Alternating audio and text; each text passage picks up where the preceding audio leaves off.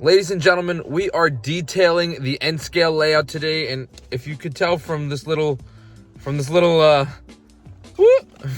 little sneak peek right there, we are gonna get into some fun stuff in terms of detailing on the end scale layout. So I hope you guys enjoy. Let's get into it.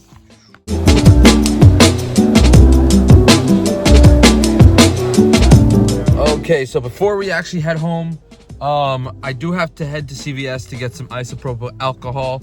I have glue at home, so I don't need that. But we are gonna do a little bit of track changing. So one of my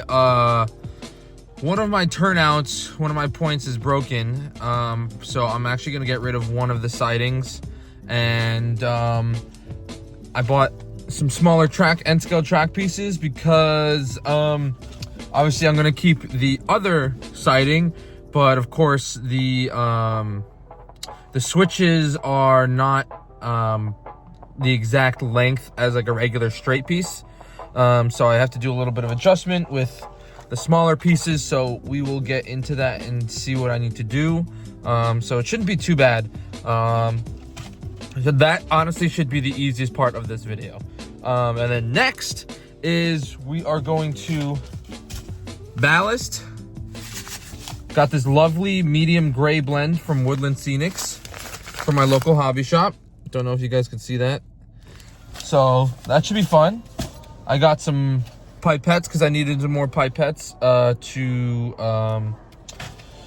to drop the isopropyl alcohol and the 50-50 glue water mixture. And then I also got some of this static grass 2mm that I'm gonna spread around and get the grass looking really nice. So yeah, let's get into it. All right, we are here, end scale layout. So as you can see, the one with the tape on it, this is the switch that is broken. Unfortunately, the switch handle, as you can see, I'm pushing it back and forth, not switching. The handle is broken on the inside of the mechanism. So, yeah, I realize now that I'm gonna have to rewire. Actually, I'll just extend. Yeah, I'll just extend that and move that on that side to get rid of this. And we're gonna put in a straight piece. If I have a straight piece, I have a straight piece somewhere.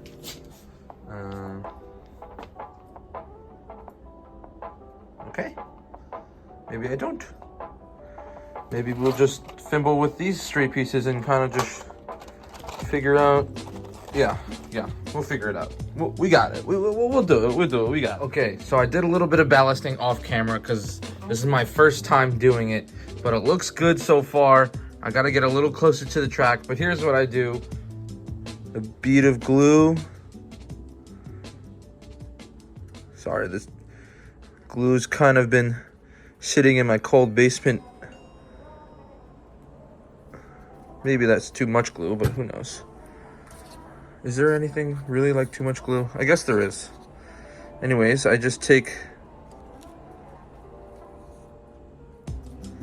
this foam piece now, spread it on. It's really good because it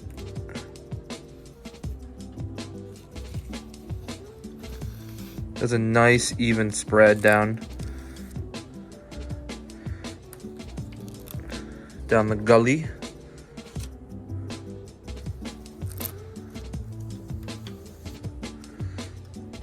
Nice and even. Not too much, not too little.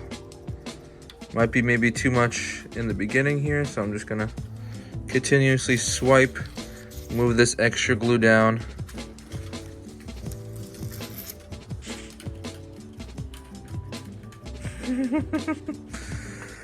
And then, I don't leave my ballast in the bag. I put it in a little container because it's much easier to scoop. And then it's pretty much just tap, tap, tap, tap, tap, tap, tap.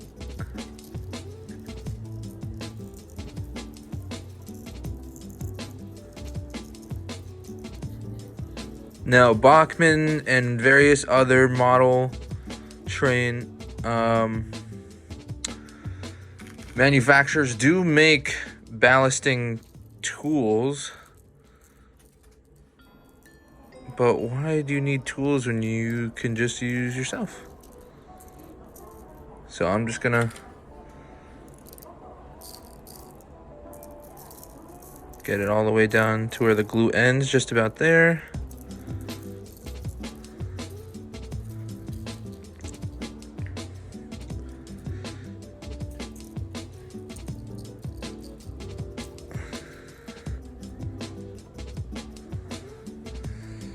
Boom, boom. A little bit more. I usually don't do that big of a scoop, by the way. I usually go in for a smaller scoop.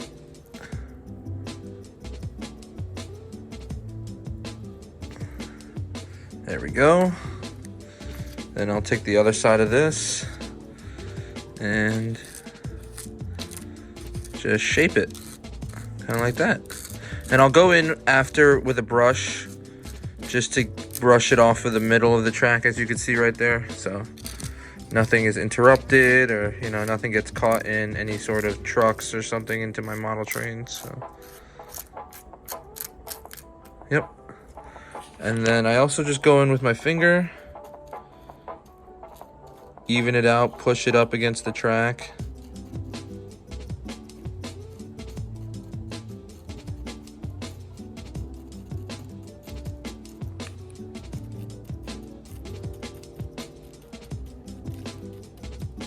And yeah, so I'm gonna do the other side, and just gonna do this straight here and see how it looks, and then get the other side, and I'll show you guys after. All right, so I hit it with the IPA, CVS branded, and hit it with my 60/40 glue mixture. I didn't really do any sort of measuring. I kind of just eyeballed it, so I would suggest maybe doing a bit of measuring in terms of making the glue mixture before you do it. But as you can see, this right here is like paper cardboard, and it held up pretty well. It feels a little soft, but that will dry up once the IPA dries up and whatnot. And since it's like this hardened cardboard deal, this might take a day to dry up fully. So if you're doing it on wood, it probably would take way less than that. But yeah, hardened cardboard board. So I actually have a couple of them, as you guys can see. Pew. But yeah, so it might take a day or two, but I have a car here running along the track just to make sure that there are no rocks or anything that are blocking the movement, and it looks really good, as you guys can see.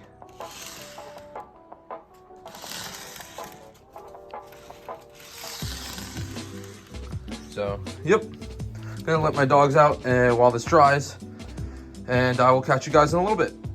Oh man, I am loving this. It is looking absolutely beautiful, and as you can see, even though it is hardened cardboard here, it is actually drying significantly quickly.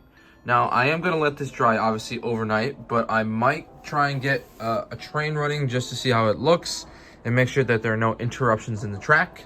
But it is beautiful looking. It really looks nice. It really adds that extra wow factor.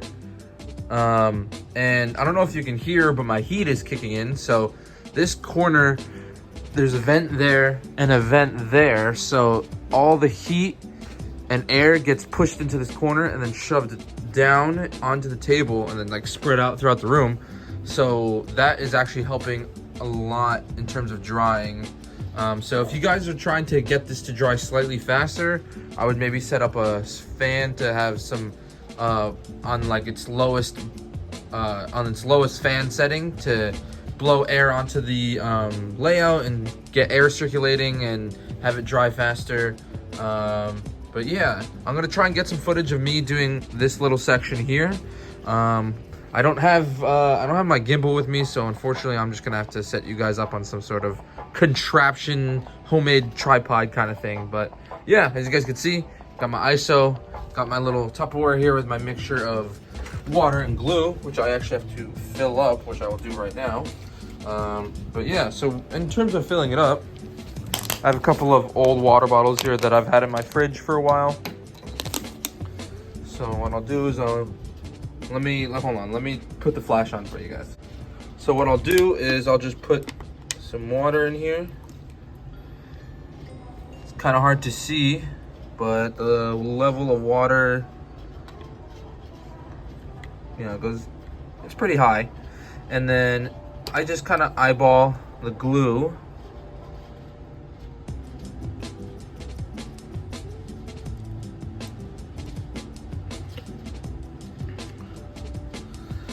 Figure that should be good enough. Definitely gonna need some more glue, and I'm using the clear glue just because I wasn't sure if the white glue would change the color of the ballast, but either the clear glue or the white glue definitely works. And then I don't have an extra spoon down here. I use the spoon to spread the ballast, so I'm using this old dirty marker to mix it up.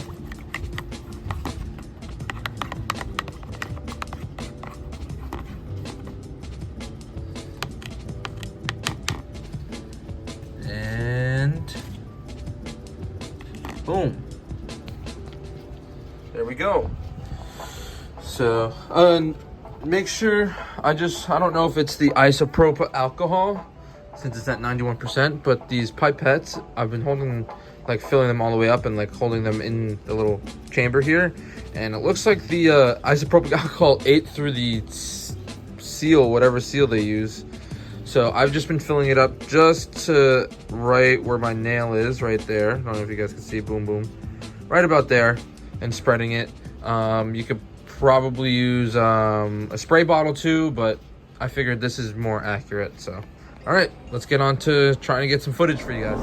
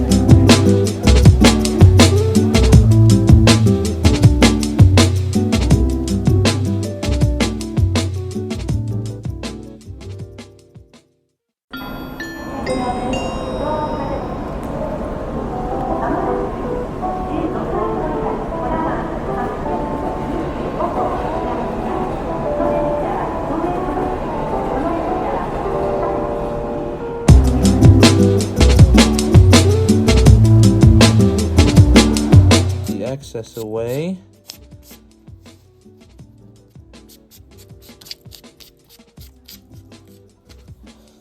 Bada bing, bada boom. So then now I'm gonna do the other side. I'm gonna do this side, and hopefully I don't spill anything. Ooh, didn't really think about that, but it should be all right. Should be all right. Should be all right.